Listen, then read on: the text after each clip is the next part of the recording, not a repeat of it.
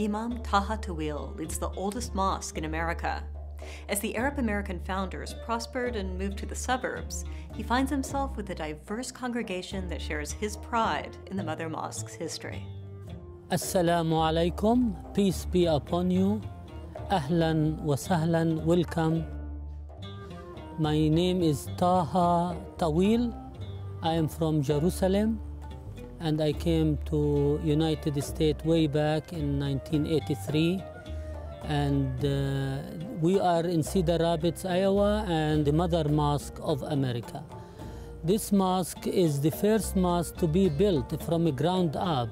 It started in the early 30s, where the community put their efforts with a big celebration on February 15, 1934.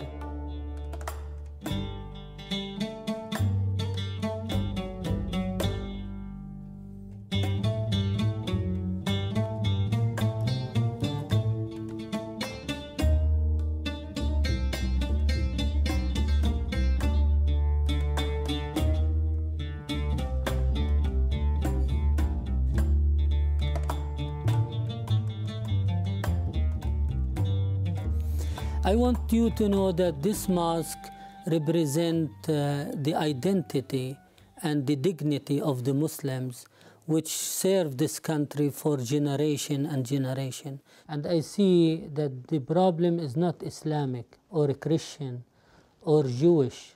It's a human. It's just a human nature. From Noah to Abraham to Moses to Jesus to Muhammad, the mission of the prophets is to build a human being, to build them well-balanced and well character and well personality.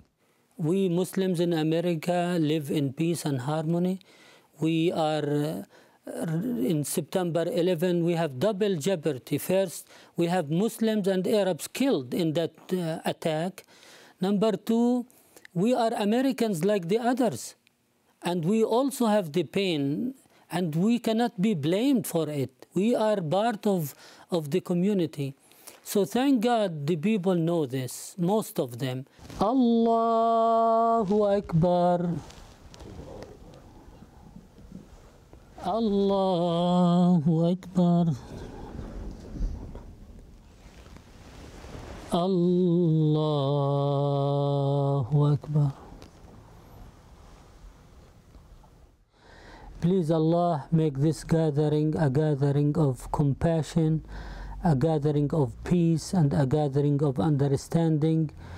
Oh Allah, we thank you for this moment that you allow us to gather and to share knowledge with each other and to understand our way of life. Thank you, Allah, for all the prophets and the messengers that you sent to us to be leaders and to show us the way, the truth, and the light.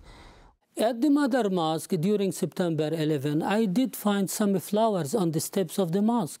I did have many messages on the answering machine saying, we know that you are not part of this group, you are Americans and we love you, and we know that this cannot be from people who live among us.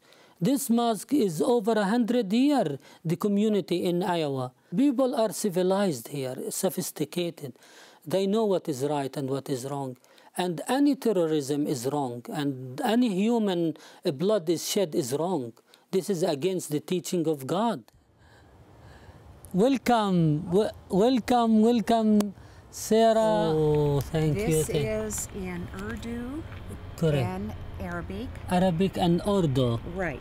I think especially because of 9/11, we have a preconceived idea that is, and because of the tragedy that occurred there, it's a challenge. And I think as more people really learn and understand, we're all human beings. Whereas we became close to the teacher in order to become closer to the Prophet Muhammad, in order to become closer to Allah subhanahu wa ta'ala.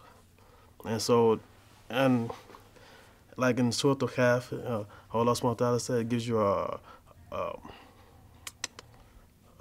righteous guide. And so in one of the verses, in the early verses, Allah give you a righteous guide. And that's how I look at the Imam. But it's more intimate because, like I told you earlier, he said he taught us the same way that he taught his children. And so that's a very intimate relationship. And it's like a weave been woven, and the bond is Islam. And that's my relationship with the Imam Taha.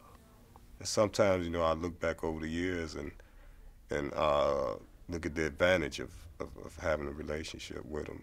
And if at the time you don't notice that you're picking up the knowledge, it's like water. One thing the Imam did say one time is that if you had a drop of water that continuously fell on a boulder, the water would split the boulder. And that's just how the relationship has been. He's instilled a lot into me, I think into all of us, and it reflects in our lifestyle now. But at the time, you don't even notice it. It's not until you get a little older and wiser, and then you can look back at it and be like, man, I was really privileged. That's my relationship with the Imam. I feel privileged to have him as a teacher and a friend. I am working and doing my best to spread the knowledge and the faith that I have, and no one is objecting or no one is stopping me from doing that. And as a chaplain, I am a chaplain in the police department. I am also a chaplain in corrections. I go visit corrections and I do preach there and help others, whether they are Muslim, Christian, Jews, whoever is in my way, I will help him to connect to God and to see how God is great, and he go on his own way. I don't force anybody, I just explain. As they say in America, you can bring the horse to the water, but you cannot make it drink.